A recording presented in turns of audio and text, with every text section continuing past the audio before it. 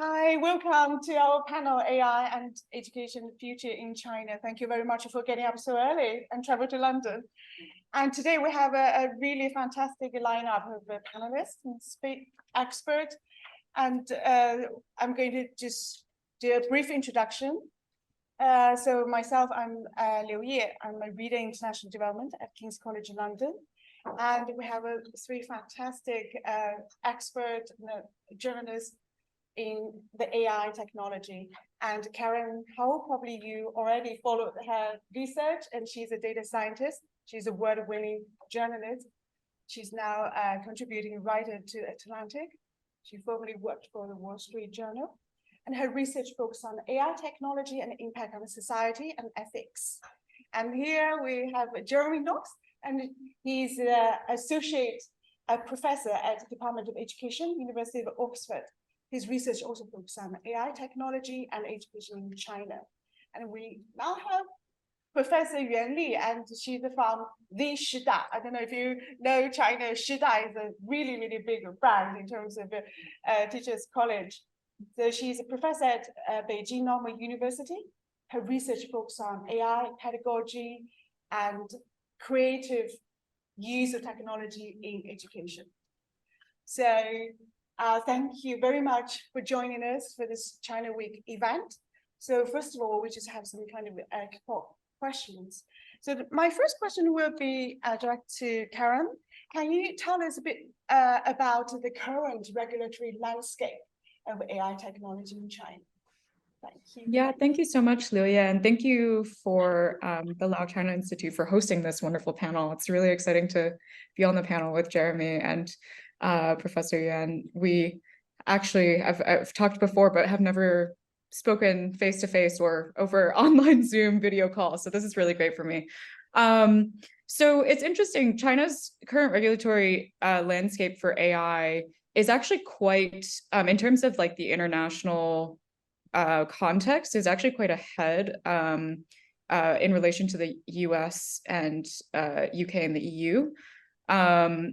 For over a decade now, China has been really focused on building a cyberspace regulation regime. So the AI regulation landscape is actually just the latest piece to an ongoing effort that China's had to try and manage the digital technology sphere. So first, there was a lot of regulation on the internet infrastructure, cybersecurity, then came a wave of regulation on data privacy, and now we're starting to see the latest layer of AI regulation that's all kind of building on top of these existing building blocks. And many of these regulations now come from the digital regulator in China called the Cyberspace Administration of China, which is kind of tasked with trying to maintain order and stability on the internet, and also try to balance that with fostering innovation, and then is enforcing the regulations that it writes. So what we've seen in this past year, there's been quite a lot of activity in AI regulation. The Cyberspace Administration first started enforcing regulation on deep synthesis technology, what they call deep synthesis technology, in January, which was referring to any kind of media that is synthesized primarily by AI. And then in April, we saw them propose new rules around generative AI, which is sort of quite similar to the deep synthesis technology in the way that they define it, but creates like a much broader scope. That was a clear reaction to the release of ChatGPT, the huge explosion in generative AI tools. So you can see the speed at which China's regulatory regime is operating. These technologies kind of just started emerging, generative AI tools, and already we have proposed regulation trying to keep on top of it. And I think what drives this is this kind of mix of the Cyberspace Administration needing to control the information environment and reacting very quickly to every new technology that could potentially destabilize the information environment that they are trying to maintain. But it's also because Chinese regulators are also paying attention to the international conversation. It's interesting, they also start incorporating ideas in these early proposals that also reflect discussions that happen in the US or the EU. So we've seen with the generative AI regulation and the deep synthesis regulation that they are, for example, reflecting international discussions around the need to watermark fake images that are generated or fake text that is generated to distinguish between what is real and what is fake. This is something that has been long discussed within international communities, is sort of aligned with human rights, international norms. And so you see kind of, on one hand, this like very fast reaction because of a fear of needing to maintain stability in the digital environment, and also the introduction of rules from other parts of the world that end up becoming the first major example or test case of these international norms within the world. Thank you so much, Karen, for giving us such a great kind of a landscape and summary of all these regulatory measures and to control and to maintain the stability in China. And now I just want to kind of direct a question to Jeremy. All this AI technology regulatory measures, and why is education at the center of the whole AI kind of debate in policy making? That's a great question, and I think as we've just heard from Karen, there is considerable interest internationally around how AI have been, how China have been issuing policies and regulation around AI. My interest in this stems right back from one of the most prominent policy documents, the National Strategy for AI, launched in 2017, which was picked up outside China with this very sort of explicit interpretation of an aggressive position on geopolitical dominance through AI. So it had this very explicit claim of wanting to dominate this field of AI by 2030. And a lot of that discourse was quite uncritical. And in the book that I wrote that came out this year on AI and education in China, the argument that I try to make is underneath a lot of that high-level discussion about Cold War rivalry between the US and China, with AI as the sort of talismanic technology that's going to usher in a new kind of data-driven economy and so on, there was very little discussion about education underpinning all of that. And so that's a large part of the book. Of what I attempt to do is investigate how China are trying to and are interested in transforming and incentivizing the transformation of their education system in order to prepare the ground for this assumed AI-driven future. So there's two sort of key ways that that's being suggested to be done. Firstly, through attempting to build what's often termed a talent pipeline. So establishing qualifications and training measures to upskill young people in the techniques required to both use and develop AI, with the idea that this will prepare the country for this assumed future of an AI-driven economy. And of course, also related to that, but slightly different, is the production of specific education software, education tools driven by AI, which are then supposedly deployed in classrooms for teaching and learning situations to drive innovation in education, to make teaching and learning processes more efficient and so on.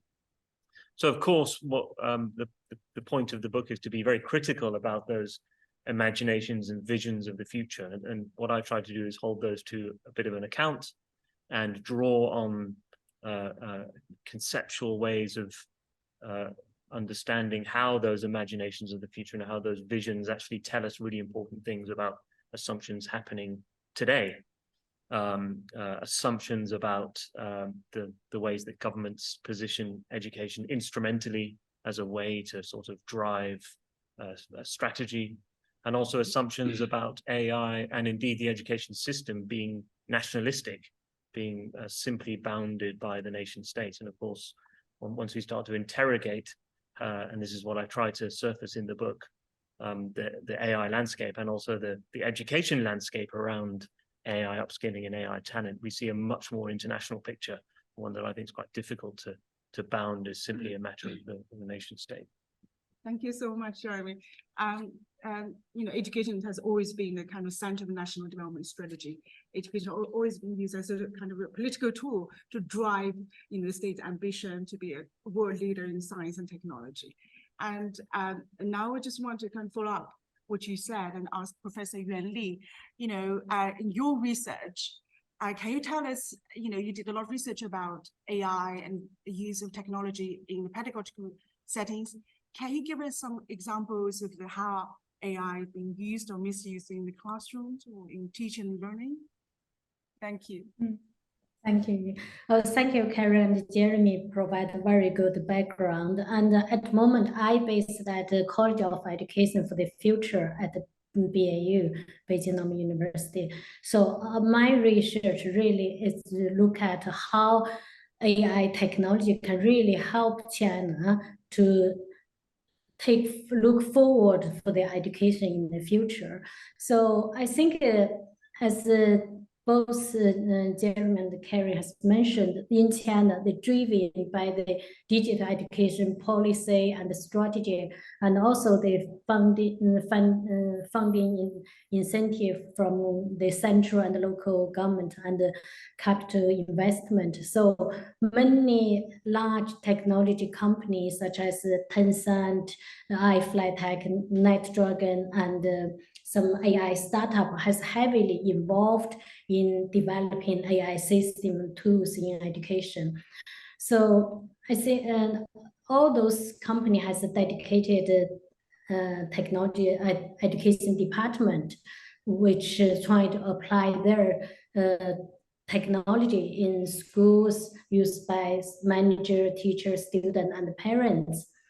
So I think from my observation, so those systems more or less has a similar function for in the use in the classroom for student behavior management and monitors classroom, no even like a noisy level, temperature, and so have some to maybe they help student teacher to plan lessons and provide real-time data and tracking student progress.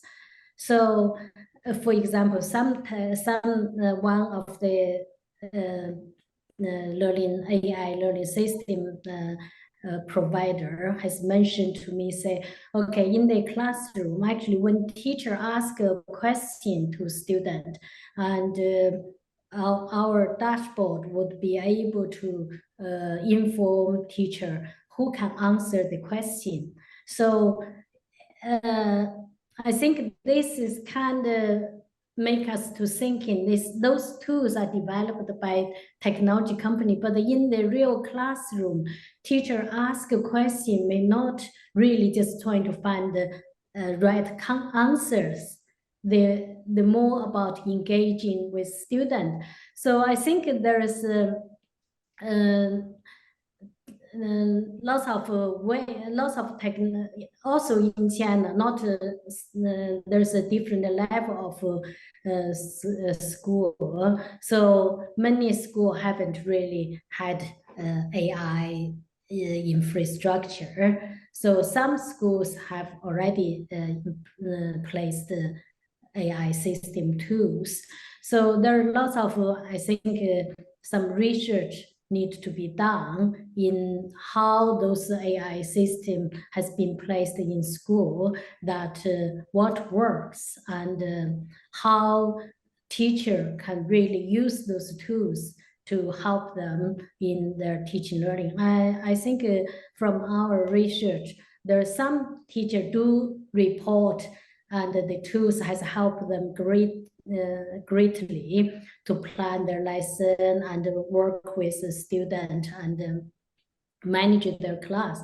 But we do also find the teacher report that they feel constrained what they can do as in classroom as a teacher.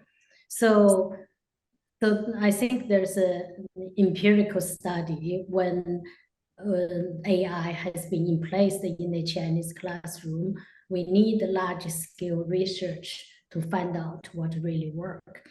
But I think there's lots of concerns about the current how AI is being used in the classroom because of those reasons, mostly technology driven. But so I think, as we all know, for the intelligent adaptive system has been really used in Chinese education system to reinforce that content delivery, knowledge mastering, this pedagogical approach. So this approach fitting very well with the university entrance exam oriented education system. So the system can train the student better to take as a test taker. So there's a concern that this approach, the system, the AI system may scale up the bad pedagogy.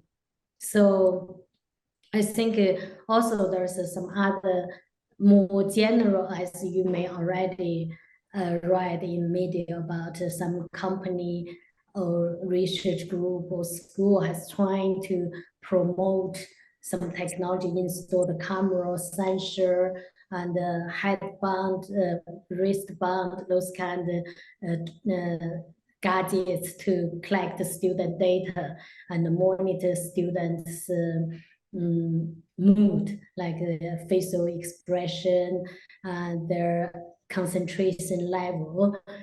But I don't really think this is the direction that what really school parents wanted. So I do feel there's some concerns about how there's a lack of this awareness of the school parents and the teachers about data protection and the privacy. So this company, how the data has been used, the student data used by the company. But there are another kind of issue, I think, because more and more AI systems and tools in place in classroom or in schools. So there's a data-driven teaching practice or data-driven school management has become another kind of very obvious to collect the data to report what's really going on based on what data we can get from the system. So yeah, so that's kind of what I think has been really needed to more research in this area. Thank you so much, Professor Yuan Li. And you gave us excellent examples about how AI technology is being used to improve pedagogical practices, but also you raised a lot of concerns about how AI collect, on the ethical side, how AI collected a wide range of data about students beyond the pedagogical purpose. So now I want to go back to Karen, because you did a lot of research about AI and ethics. In your view, what is the main challenge and also the potential for the AI technology and ethics in China? Yeah, it's a great question. I think it depends on I guess how we define China. So if we're talking about China as the Chinese government, I think sort of building on what Jeremy said, the Chinese government views AI as this critical tool for building up capacity within the country, building up educational capacity, innovation capacity, economic capacity, technological capacity, like all of these things. It sort of pegged its hopes and dreams on this technology. And we've seen the Chinese government do this with other waves of technology. So whether or not this is actually misplaced is hard to say, but there is all of this promise that's put on this technology is going to help us really strengthen our country, strengthen national security. On the flip side, it's also the technology that perhaps is challenging national security more than ever before, in the sense that it is creating, like now with generative AI, with the ability to produce all this false information, it is a huge challenge to the digital information controls that the Chinese government has long put in place and wanted to keep and maintain over time. And in a way, you could potentially argue that it's creating secondary effects too, where it's creating or maybe accelerating the clampdown on the online information environment and online discourse in a direction towards a greater extreme than we've ever seen before, in a way that is also creating its own instability, because people are starting to become deeply frustrated with the degree to which this clampdown has accelerated. If we talk about China as like the public or the Chinese people, I think a lot of, as Professor Yuan mentioned, that there are a lot of parents and a lot of teachers, students even, that are excited about the prospect of AI improving their education, their quality of life. And they want to, I remember I interviewed some parents actually who were using this system built by a company called Squirrel AI that both Jeremy and Professor Yuan are also familiar with. And the parent was saying how excited they were after they saw the results that their kid got from using the system, that it immediately helped his daughter start learning math, a subject that she had really struggled with, far better. And he associated this with the fact that the technology used AI, or that the company told him that it used AI. And he was like, AI is the game changer. Like what's better for a parent than to see their child succeed and to also be happy? Like, she was getting better grades in math and also less stressed. So there's a lot of that, like desire and hopes placed in AI from the public. But I think also that the biggest challenge that we're going to see with increasing AI systems is the increase of digital and physical surveillance as well. A lot of physical surveillance systems are built on AI technologies. Also, the creation of AI technologies itself necessitates a lot of surveillance, because these technologies are extremely data hungry. They're the most data hungry that we've ever seen before in the history of digital technologies. And we are seeing this play out in the US as well, and all around the world, where companies are increasingly thinking of how do we increase our surveillance on consumers, on users, to get the amount of data that is necessary to continue perpetuating the development of these technologies. And in China, where surveillance is already such a norm and such a predisposition of the government, I think that is going to be, it's going to be a really big challenge to data privacy and to freedom of movement within the country, as we've seen in the ongoing trajectory. Thank you so much, Karen. And you give us really, really good kind of clear answers about the challenges and some of the, positive consequences of the use of AI technology. And you mentioned all this big, and also the Professor Yuan Li mentioned this big technology companies kind of ventured into even the public kind of domain, creating all kinds of, digital tools to, for instance, to enhance learning. And you talk about this parent who enjoying this app because this app delivered a good result. So now I want to ask a question to Professor Jeremy Knox. How about the role of the private kind of companies played in this kind of big AI picture? Well, I think that's really important to understand, and we've also heard a lot about that, and there's a lot of attention been given to the policy and the regulatory kind of landscape. But certainly from my perspective, trying to understand the relationships between education and AI development in China, trying to understand the public sector, the private sector rather, and this entrepreneurial rise of tech startups and so on in China is tremendously important. And just following a little bit on what Karen was just saying, I think there has been in the past an assumption that less of an interest in regulating data collection in China has made it a site where some of these AI technologies can be developed and trained and grown without the sorts of oversight that one might find in the US, for example. And there was a well-known case of a company, I think this was picked up in the Wall Street Journal, actually deploying an EEG headband, supposedly using AI to create some sort of display about to what extent children were concentrating in the classroom and so on. And of course, this turned out to be a company that was founded out of Harvard Business School, or a Harvard sort of a startup incubator. So there are these sort of connections between.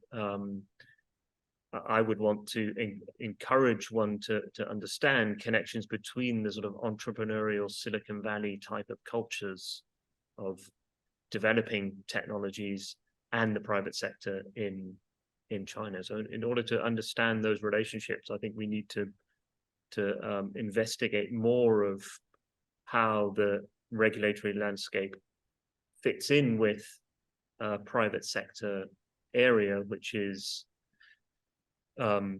much more open and involves individuals who have often been educated in the well-known computer science laboratories and schools in the US and have returned to China in order to create technology businesses and indeed create edtech companies and products for education. So there's a tension between government policy and regulation and the sort of cultures of the technology industry. I suppose broadly, a good way of understanding China is to see the state as able to and very interested in using the private sector to drive innovation in the ways that we've seen and have been discussed, but also able to rein that in when the technology, or at least attempt to rein that in when the technology is perceived as touching on certain sort of boundaries of control. But of course, there's a lot of nuance in that relationship that I think needs to be investigated. The one other thing I'd maybe want to add to that is one of the big interests in my book is to connect all of these contemporary developments of the technology and gazing into the future with the past.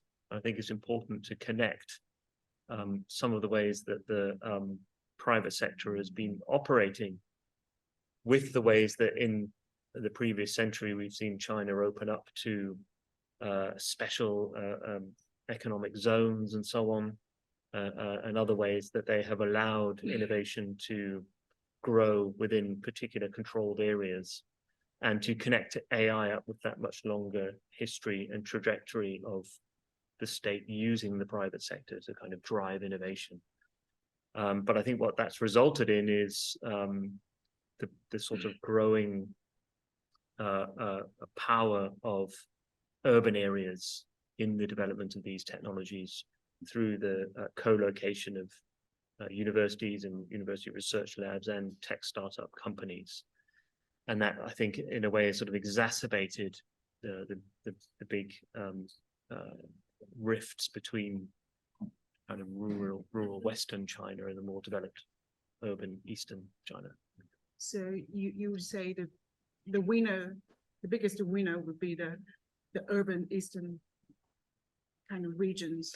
Broadly, I think so, but also there's lots of very explicit development of AI in education, which is targeting rural, less developed areas and seeing those as a politically acceptable place to deploy AI in order to raise social mobility in less developed areas. So is it a kind of joint venture between the government or just private company try to tap into public resources to promote this AI education in rural areas? Well, there's a really interesting example of that. There's a company called Tomorrow Advancing Life, or Haowei Lai in Chinese, who were up until the recent double reduction regulation, which is the regulation that came down on private after-school tuition. They were a very fertile private education company offering all sorts of AI products for after-school tuition. After that regulation they seemed to take on more of a semi-government role and became one of the AI champions for education. And certainly it seems to me that the one AI product that they now remain promoting is one which is very explicitly designed to provide language education, Han Mandarin language education to minority populations in Sichuan province. So it's a very direct example of how that regulation has sort of steered that company towards, I would say, a more politically acceptable deployment of AI, where after-school tuition is now not seen as so acceptable, but raising up a less developed area in China and using AI to drive that is seen as much more appropriate. Thank you so much. It's really exciting. I'm sure the audience will have more questions for you. Now I just want to ask Professor Yuan Li, because you mentioned this AI tools technology can, turn students to be better exam takers. Because when I,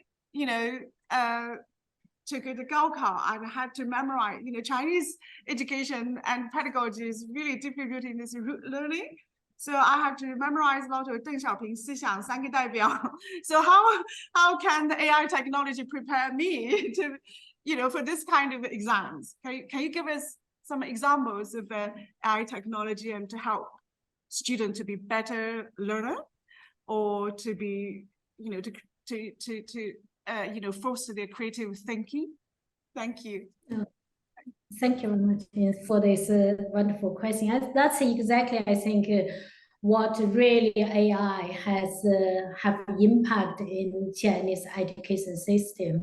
So how students going to be assessed? That I think this systematic change is needed. So when we just talk about how AI can improve teaching learning, and how the teacher and the student can use technology to learn, teach better, learn better. But the key thing, if the assessment will not change, and there's no way a teacher can teach differently or student can learn differently.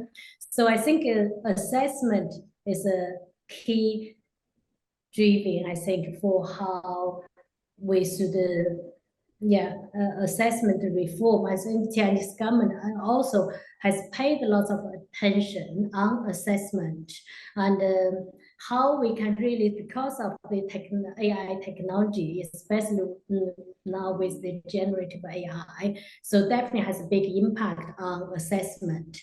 So on another hand, how this assessment we should really now China really focus on summative assessment.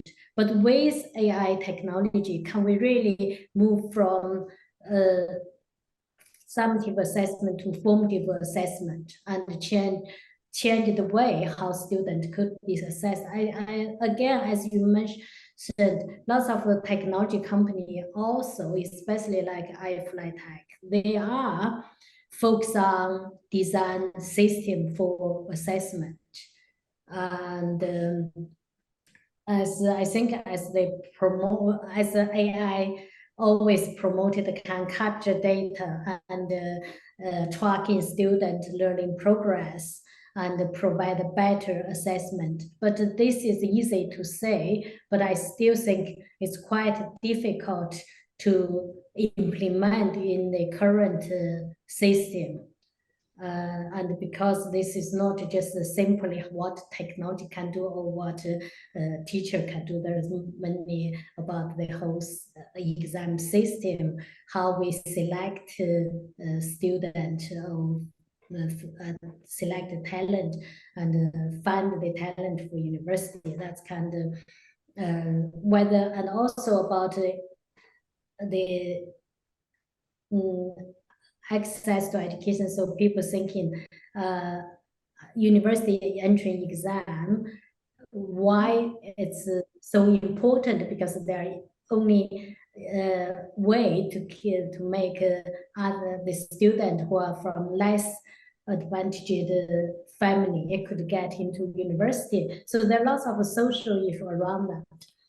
But I think there's another thing needed to discuss about AI for creativity, critical thinking. It's about, I think, how teacher can use those AI system and tools in their teaching and learning.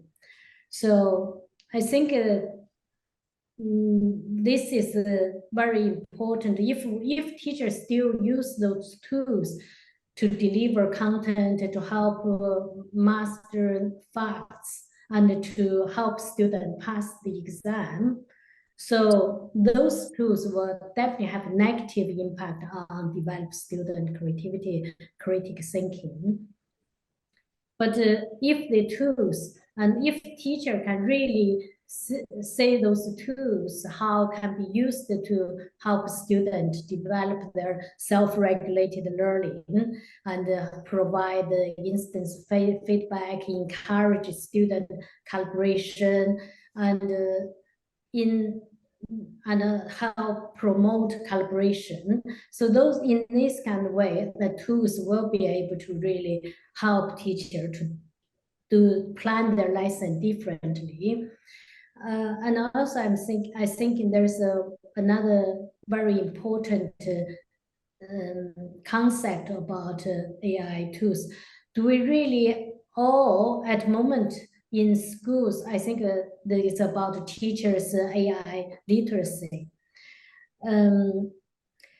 If we're only thinking about those AI system tools that we have already available in schools, and then the space is very limited for what a teacher can do. But also, if we're thinking about the many tools that could be used by teacher to integrate into their lesson plan and help students navigate their learning and help them to develop the ideas, thinking about when they work on the project. I think in that way, and then we'll have much more space to explore how AI can be used in help develop students' creativity and critical thinking. Thank you so much, Professor Yan Li. And you talk a lot about AI can help to foster creative thinking, but you also mentioned it's really important to kind of improve the whole teaching profession's digital literacy. We will come back for that question a little bit later. Now I just want to, ask each of the panelists to give us kind of a assessment about the future of AI in your own, research area. For Karen, in your view, how does China's AI technology and regulations affect China's future scientific collaboration with the West? So I think scientific collaboration in AI internationally has been a very long-standing phenomenon. I think sometimes now in the current discourse around international collaboration or current global affairs, there's just much more nationalism on the rise. And I think a lot of people are forgetting that there is still actually a lot of cross-border activity that happens within the academic space. So within AI, the US and China, and to some extent, I think the UK is third, are the two largest producers of AI research and of AI researchers.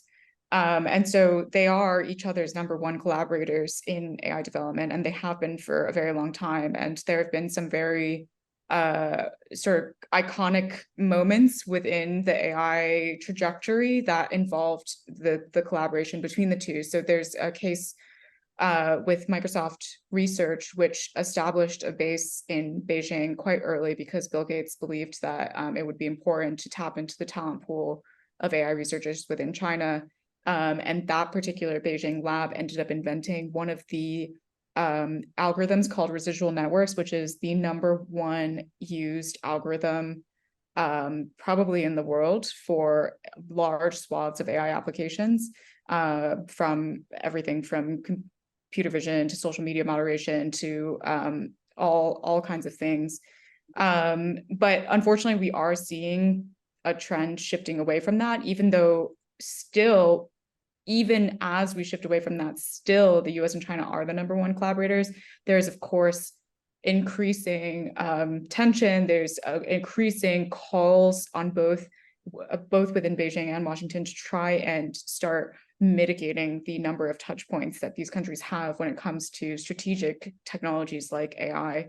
And unfortunately, I think, like as Jeremy mentioned, some of the ways that the US has read Chinese AI policy has been a really big instigator in that, like the new generation AI development plan, which is the national strategy within China introduced in 2017 that Jeremy mentioned.